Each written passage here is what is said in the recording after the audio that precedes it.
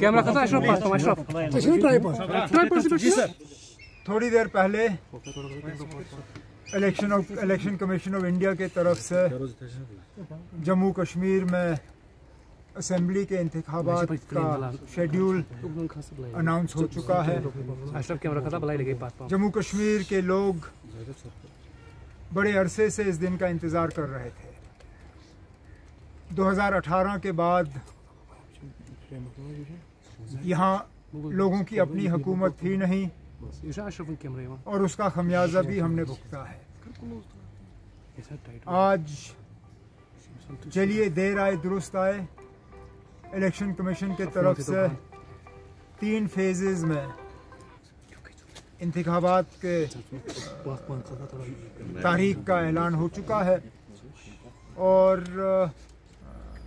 बड़ी जल्दी से जो है ये शेड्यूल जो है समाप्त होगा। शायद 87-88 के बाद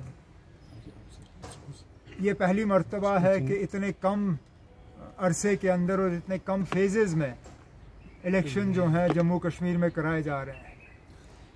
जाहिर सी बात है कि पॉलिटिकल पार्टीज़ के लिए ये एक नया तजुर्बा होगा, लेकिन मैं नेशनल कॉन्फ्रेंस के तरफ से इतना ही कह सकता हूँ कि हम पहले से ही इस दिन की तैयारी में लगे हुए थे और बिल्कुल फौरी तौर हम अपना इलेक्शन का सिलसिला जो है वो शुरू कर लेंगे।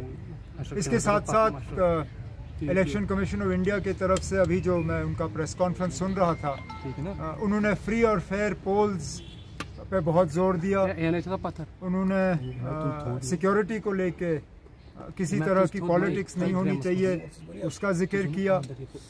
तो मैं फौरी तौर इलेक्शन कमीशन से गुजारिश करना चाहता हूं, हम उन्हें एक चिट्ठी भी भेजे हैं आज कि लगातार पिछले 24 घंटे में जो बेशुमार यहाँ ट्रांसफ़रें हुई, इलेक्शन कमीशन को उनका फौरी तौर जायज़ा लेना चाहिए। इतने सारे अफसर अचानक ट्रांसफ़र किए जाना, हमें तो शक है कि ये हुकूमत, दिल्ली की जो हुकूमत की पार्टी है बीजेपी, उन्हीं का लगाया हुआ लेफ्टिनेंट गवर्नर है यहाँ पे। बीजेपी को मदद और बीजेपी को फ़ायदा और उनके जो सहयोगी बी टीम, सी टीम, डी टीम है यहाँ पे, उनको मदद पहुँचाने के लिए ये ट्रांसफ़रें कराई गई हैं। इलेक्शन कमीशन ऑफ इंडिया की तरफ से फौरी तौर इन ट्रांसफ़रों पे जो है उनको इनका नोटिस लेके उन्हें एग्ज़ामिन करना चाहिए और जो ट्रांसफ़र्स उनके गाइडलाइन से बाहर हैं उनको रोक दिया जाना चाहिए।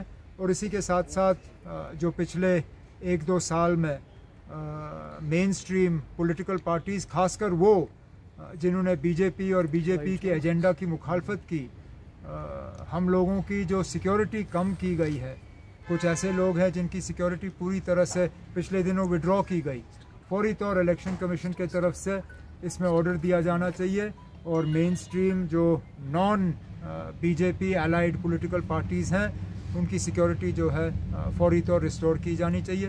बाकी इलेक्शन के हवाले से जो बातें करनी होगी आगे तो आप लोगों से बड़ी मुलाकातें होंगी तो बात करते रहेंगे। उमर साहब, आप चुनाव लड़ेंगे, बताइए। यहाँ से शुरू करते हैं, फिर यहाँ तक ऑफिसर्स के ऑर्डर से ट्रांसफर हुए हैं। लेकिन अब जहाँ तक मेरे अपने इलेक्शन लड़ने का सवाल है, हालांकि मैं अभी भी अपनी जगह ये मानता हूँ कि मैं इलेक्शन लड़ना नहीं चाहता हूँ। हकीकत ये है कि तंजीम के अंदर से और बहुत मेरे ऊपर दबाव बना हुआ है। अब मैं अपने तंजीम के साथियों के साथ बैठ के बात करूँगा और आने वाले 1-2 दिनों में किसी न किसी नतीजे पे आ ही जाऊँगा। मेरे लिए मुसीबत ये भी बनी हुई है कि मेरे वालिद साहब, जिनकी उम्र भी बहुत है, तबीयत भी उनकी बीच में ठीक रहती नहीं है, उन्होंने यहाँ तक कहा कि अगर मैं नहीं लड़ता हूँ तो फिर मजबूरन उनको मैदान में उतरना पड़ेगा। ये भी अब मेरे लिए एक परेशानी की एक बात बन गई है। अब साथियों से मशवरा करके, फारूक साहब से बात करके आने वाले दिनों में किसी न किसी नतीजे पे आ ही जाऊंगा। उमर साहब, क्या लोकसभा चुनाव के दौरान जो कांग्रेस के साथ अलायंस या इंडिया गठबंधन था, सिर्फ इंडिया गठबंधन तो था, मैं आपसे ये शेयर कर सकता हूँ कि कुछ दिन पहले कांग्रेस के कुछ सीनियर लीडर दिल्ली से आए थे। एक राउंड डिस्कशन मेरी उनके साथ हुई थी इस बात पे कि क्या हम मिलके इलेक्शन लड़ सकते हैं या नहीं, लेकिन बदकिस्मती से वो यहाँ बिना हाईकमांड के अपने हाईकमांड के किसी इंस्ट्रक्शंस लिए बिना यहाँ आए थे, तो हम उस डायलॉग को आगे ले नहीं पाए। अगर आज कांग्रेस के पास कोई कॉन्क्रीट सजेशंस हैं या उनके पास कोई कॉन्क्रीट आइडिया है जिससे कि हम मिल बैठ के कोई अंडरस्टैंडिंग कर सकते हैं, तो हम ज़रूर उनसे बात करने के लिए तैयार होंगे। 2 दिन पहले नेशनल कॉन्फ्रेंस के सदर फारूक अब्दुल्ला साहब ने कांग्रेस के कुछ सीनियर लीडरों से टेलीफोन पर भी बात की थी इस सिलसिले में कि बातचीत के लिए जो है हम एक रास्ता खोल दें। अब इलेक्शन तो अब हमारे सिर पे है, ज़्यादा वक्त रहा नहीं, अब देखते हैं इन दिनों में हम क्या कर पाएंगे। क्या बाकी किसी पार्टी से गठजोड़ की कोई उम्मीद?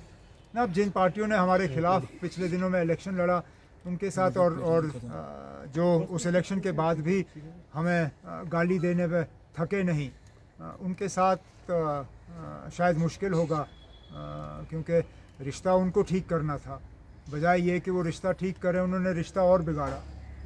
लेकिन चलिए अभी देखते हैं किस तरह के हालात बनते हैं, वक्त ज़्यादा है नहीं हमारे पास। जिस तरह के हालात है सर, पिछले दिनों जो सिक्योरिटी सिचुएशन हुई है उसको देखकर आपको क्या लगता है कि चुनाव